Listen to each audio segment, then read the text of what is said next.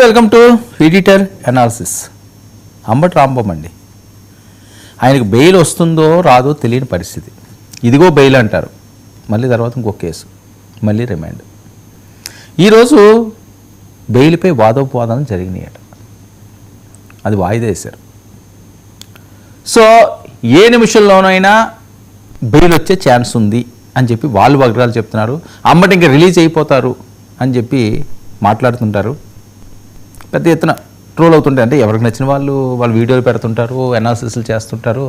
కానీ వాస్తవాలు ఏంటి, అసలు అంబటి ఇప్పట్లో బయటకు వస్తారా రారా? ఇది మొన్న అయితే ఏది 2023 సంక్రాంతి సంబరాలు ఆయన మంత్రిగా ఉన్నప్పుడు ఏదో అవినీతి జరిగింది అని అనకముందు సంబరాలు చేసుకున్నారు. అసలు అయిపోయింది అనుకున్నారు.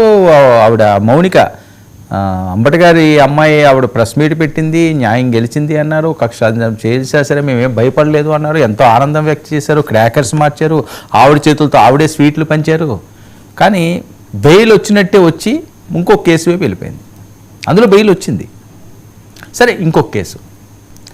ఇప్పుడు దాని మీద వాదోపవాదాలు అయిన తర్వాత మరి అంబటి రిలీజ్ అవుతారా అంటే ఒక ప్రశ్నగానే ఉంది.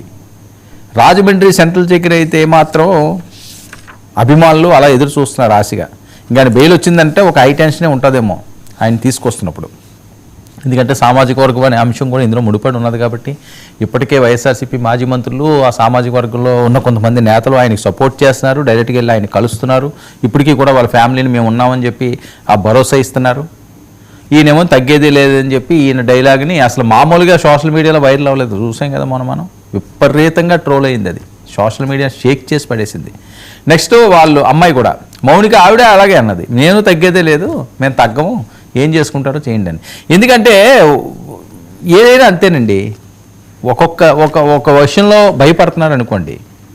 ఇప్పుడు ఏదో మనకి ఆ ప్రాంతానికి వెళ్ళడానికి ఒక భయం, ఫర్ ఎగ్జాంపుల్ అనుకుందాం, ఏదో ఒక ప్లేస్కి, ఒక ఏజెన్సీ ప్రాంతానికి వెళ్ళడం, ఆ ఊరికి వెళ్ళడం భయం, తప్పని పరిస్థితి, వెళ్ళి తీరాలి. వెళ్తున్నప్పుడు భయం వేస్తుంది, ఏముంటాయో, ఎటు నుంచి ఏం వస్తుందో, ఎలా అవుతుందో, సేఫ్గా వెళ్ళగలమో వెళ్ళలేమో, ఇవన్నీ కూడా చాలా టెన్షన్లు ఉంటాయి. అందులో చీకటి పడింది అనుకోండి ఇంకా టెన్షన్ ఉంటుంది. సరే ఇంకా మనం చచ్చినా వెళ్ళి తీరాలి, ఇంక మనకు వేరే ఆప్షన్ లేదు, అక్కడికి వెళ్ళి తీరాలి అంతే, ఇంక నువ్వు వెళ్ళకపోతే నీకు అవ్వదు అనే పరిస్థితి వస్తే ఏం చేస్తాం, తెగిస్తాం, వెళ్తాం. వెళ్ళిన తర్వాత అంతా గందరగోళం కిందనే ఉంటుంది కొంతసేపు, కొన్ని గంటలు, లేకపోతే 1-2 రోజులు. ఆ తర్వాత ఆ వాతావరణం అలవాటు పడిపోద్ది. ఏ మనిషికైనా అంతే, జీవితంలో ఇవన్నీ కూడా కష్టాలే పర్మనెంట్గా ఉండవు, సుఖాలు పర్మనెంట్గా ఉండవు. కొన్ని సుఖ దుఃఖాలు అన్నవి జీవితంలో పరిపాటిగా మారిపోతుంటాయి. అవి మనం వెనకాతలు వస్తూనే ఉంటాయి, పోతూనే ఉంటాయి. అన్ని పాసింగ్ క్లౌడ్స్ లైక్ వస్తుంటాయి, పోతుంటాయి. అందరికీ సుఖాలు ఉండవు కదండి, అందరికీ కష్టాలు ఉండవు. అందరూ ఆరోగ్యంగా ఉంటారా? ప్రతి మనిషి ఆరోగ్యంగా ఎప్పుడు ఉంటాడా? ఎప్పుడో జ్వరం వస్తుంది, జలుబు వస్తుంది, ఇంకోటి వస్తుంది. రాజకీయ నాయకులకు కూడా అంతే, అన్ని రోజులు బాగోవు, ఒకసారి ఓడిపోతారు, ఒకసారి గెలుస్తారు, ఇలాంటి అంశాలన్నీ ఉంటాయి. ఇప్పుడు అంబటి గారి విషయంలో కూడా ఆయన అనుకోలేదు, సరే అరెస్ట్ అవుతారని ఆయన అన్నప్పటికీ కూడా అయితే అవుతాంలే, అరెస్ట్ చేసుకోండి ఇలా మాట్లాడారు. మాటలు వేరు, చేతలు వేరు కదా. మాట్లాడినంత మాత్రాన ఎవరైనా జైల్లోకి వెళ్ళి ఉండాలనో, లేకపోతే అక్కడ ఆ తిండి తినాలనో, అక్కడ గడపాలనో ఎవరైనా అనుకుంటారు. పగోడు కూడా రాకూడదని అనుకోవాలి ఆ జీవితాలు. ఎందుకంటే ప్రశాంతంగా ప్రకృతితో మమేకమయ్యి హ్యాపీగా మనకు నచ్చింది చేసుకునే అదృష్టం మానవుడికి ఇచ్చాడు ఆ భగవంతుడు. అది తీసుకెళ్ళి ఎక్కడ 4 గోడలు ఉండాలని ఎవరో కోరుకోరు కదా. అక్కడ ఉన్న వాళ్ళందరూ కూడా ప్రశాంతంగా ఎవరు ఉండరు. మనస్సాక్షిని చంపకుండా ఉండాలి, సైకలాజికల్గా డిస్టర్బ్ అయిపోతారు, ఖచ్చితంగా అవుతారు జైల్లో ఉన్నప్పుడు. దానికి ఎగ్జాంపుల్ వల్లభనేని వంశీ అండి. వల్లభనేని వంశీ ఎలా అయిపోయాడండి మనిషి అతను. నేను చాలాసార్లు ఈ సందర్భాన్ని చెప్పాను. సరే ఎవరికి అవ్వకూడదు, ఆ రకంగా జైల్లో ఉండకూడదు, ఇబ్బందులు పడకూడదు. సరే ఈ రాజకీయ నాయకుల పరిస్థితి ఎలా ఉంటున్నదంటే ఏది నిజమో ఏది అబద్ధమో మనం డిసైడ్ చేసే పరిస్థితి లేదు. జరిగిందని మనం చెప్పడం వరకే చెప్పొచ్చు. అంబటి గారు కూడా ఇబ్బంది పడతారు ఆ వయసులోని.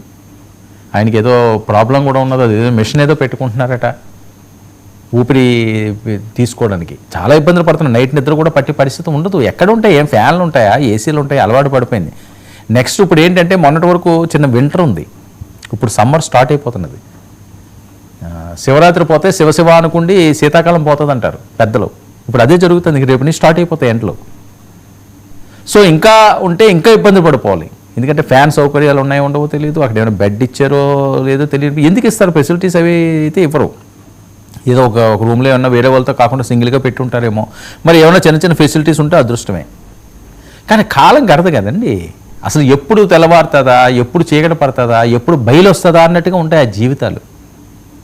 మినిట్ టు మినిట్ టెన్షన్గా బతకాల్సి వస్తుంది. ఎందుకంటే తమకు తెలిసిన వాళ్ళు ఉంటారు, అంత క్రిమినల్స్ ఉంటారు, ఏవేవో తప్పులు చేసిన వాళ్ళు ఉంటారు. ఆ తప్పుల మధ్య ఒక మంత్రి స్థాయి వ్యక్తి, ఒక ముఖ్యమంత్రి స్థాయి వ్యక్తి, లేకపోతే ఒక అపర కోటీశ్వరుడు, ఇలాంటి వాళ్ళు ఉండడం అంటే నరకం అనిపించినట్టు. ఆయన చూడండి సంక్రాంతికి మా వాళ్ళు విజువల్ వేశారు, ఎంత ఆనందంగా ఎంత ఉత్సాహంగా ఉన్నాడు ఆయన. సంక్రాంతి రాంబాబు అని పిలుచుకునేవాడు, సంబరాల రాంబాబు గారు. సంక్రాంతి అంటే సంబరం, సంబరం అంటే అంబటి, అలాగే అలా చేసుకున్నాడు ఆయన. అంత ఉత్సాహంగా ఉన్నారు.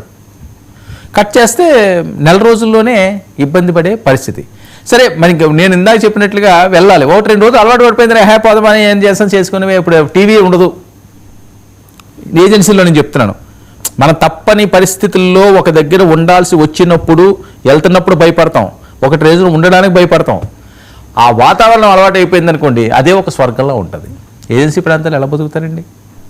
వాళ్ళకి బయట ప్రపంచం నచ్చదు వాళ్ళకి, ఎందుకంటే వాళ్ళకి అది అలవాటు అయిపోయింది. మనకి ప్రకృతిని ఆస్వాదించడానికి 1-2 రోజులు ఏదో టూరిస్ట్ ప్లేస్కి వెళ్ళి ఎంజాయ్ చేసి వస్తాం తప్పించి ఏజెన్సీ ప్రాంతాల్లో మనం ఉండలేము.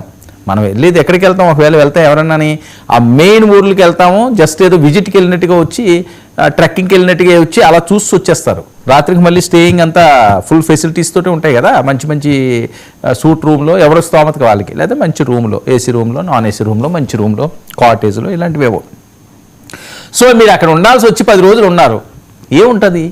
కరెంట్లో లేదనుకోండి, ఇప్పుడు మారుమూల ప్రాంతాలు కరెంట్ లేని ప్లేస్కి వెళ్ళారండి, 1 రోజు కష్టపడతారు, 2 రోజు పడుతుంది, 3వ రోజు మన బాడీ మనం ప్రిపేర్ చేసేస్తుంది. మనం చూడగలుగుతాం, మనం తినగలుగుతాం, మనం ప్రశాంతంగా ఉండగలుగుతాం, మంచి శ్వాస పీల్చుకోగలుగుతాం. సో అప్పటిగారు కూడా అది అలవాటు చేసుకోవాలి, తప్పని పరిస్థితి. ఇప్పుడు వాదోపవాదాలు అయినాయి, రేపు బెయిల్ వచ్చే ఛాన్స్ ఉంది. రేపటికైతే అది వాయిదా వేశారు. మరి రేపు బెయిల్ వస్తే మళ్ళీ ఏమైనా కేసు పెడతారా? మళ్ళీ ఏమైనా కేసులు తోడతారు? ఎందుకంటే 36 కేసులు అంటారు, 50 కేసులు అంటారు, 40 కేసులు అంటారు. మరి ఈరోజు ఏం వాదోపవాదాలు అయినాయి? మరి ఆ కేసు నిరూపణ అయ్యిందా? 2023 ఆయన మరి ఆ మంత్రిగా ఉన్నప్పుడు ఏవో లాటరీ టికెట్లను, లేకపోతే వాళ్ళ బుల్లెట్ ఇస్తామనో, లేకపోతే కారు ఇస్తామనో, ఇటు అన్ని లక్షలు అన్ని కోట్లు లాగేస్తారా? అంటే ఇవన్నీ ఇది నిజంగా కక్షపూర్తివా, లేకపోతే నిజంగా తప్పు జరిగిందా? తప్పు జరిగిన వాళ్ళు సపోర్ట్ చేస్తే తప్పే, కక్షపూర్తంగా చేసినా తప్పే. కానీ అంబటి గారిది వాళ్ళ కుటుంబం అంతా కూడా చాలా ఆవేదన వ్యక్తం చేస్తున్నారు. వాళ్ళ అమ్మాయి అయితే ఒక ఫైర్ బ్రాండ్ అయితే తెలుగు రాష్ట్రాలకు పరిచయం చేశారు అని చెప్పి ట్రోల్స్ అవుతున్నాయి. ఆయన జైలుకి వెళ్ళడం, అరెస్ట్ అవ్వడం ఒకటి ఉంటేలా అంటే వారసరాలు వచ్చేసింది, అంబటి వారసరాలు వచ్చేసిందిరా, ఇంకా రఫ్ ఆడిస్తుంది ఆవిడ. రోజా గారు ఇలాంటి వాళ్ళందరూ ఫైర్ బ్రాండ్స్ ఉన్నారు కదా వైఎస్ఆర్సీపీలో, ఆ కోవకే ఈవిడ వెళ్తుంది. ఫ్యూచర్ కసి మీద ఉన్న వాళ్ళకి మాటలు ఆటోమేటిక్గా వస్తాయండి. కోపం మీద ఉన్నప్పుడు దానికి ఏమి మనం అందులో ట్రైనింగ్ అవ్వనవసరం లేదు. రాజకీయాల్లోనో లేకపోతే ఇంకో దాంట్లో కొంతమంది కసి వచ్చిందనుకోండి, ఆటోమేటిక్గా అది ముందుకు తీసుకెళ్ళిపోతుంది. ఇప్పుడు అదే పరిస్థితి ఈరోజు అంబటి ఫ్యామిలీకి వచ్చింది. అని ఎప్పుడు రాని అమ్మాయి ఈరోజు బయటకు వచ్చింది. ఆయన అసలు జైలుకి వెళ్తానని ఏ రోజు ఊహించి ఉండడు. ఆయన బయటికి చెప్పొచ్చు కానీ ఎవరు వెళ్దామని అనుకుంటారు, ముందుగా నేను చెప్పినట్లుగా ఎవరు వెళ్దామని అనుకోరు. సరే ఆ పరిస్థితి, ఆ రోజు ఆ మాట మాట్లాడడం, ఆ టైము అంతే. ఒక్కొక్క రోజు మన కానప్పుడు ఎటు నుంచి ఎటు తిరిగిపోతుంటుంది జీవితం. చాలా యాక్సిడెంట్లు అండి. ప్రశాంతంగా ఇంటి నుంచి బయటికి వెళ్తారు, మళ్ళీ ఇంటికి రాకూడదని ఎవరైనా వెళ్తారా?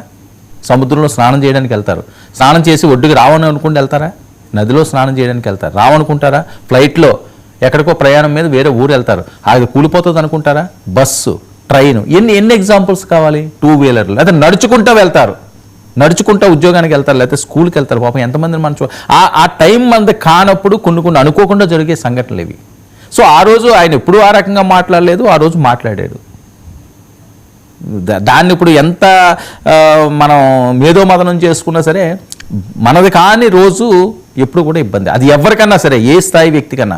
ఈరోజు అంబటి అవ్వచ్చు, రేపు ఇంకోటి అవ్వచ్చు. అందుకని ప్రతి ఒక్కరూ జాగ్రత్తగా ఉండాలి. మరి అంబటి రిలీజ్ అంటున్నారు, రేపు సంబరాలట, రాజమండ్రి సెంట్రల్ జైలు అని చెప్పి వస్తున్న వాయిస్. మరి అదే అవుతుందా? మళ్ళీ ఇంకొక పీటీ వారెంట్ ఏమైనా ఇస్తారా? మళ్ళీ రిమాండ్ విధిస్తారా? మరి ఆయన ఎన్ని రోజులు ఉంటారు? మరి అంబటి పరిస్థితి ఏంటి? ఇది రాజకీయంగా మాత్రం చాలా చర్చనీయాంశంగా ఏపీ రాజకీయాల్లో రగులుతున్న అంశం. ఇక మన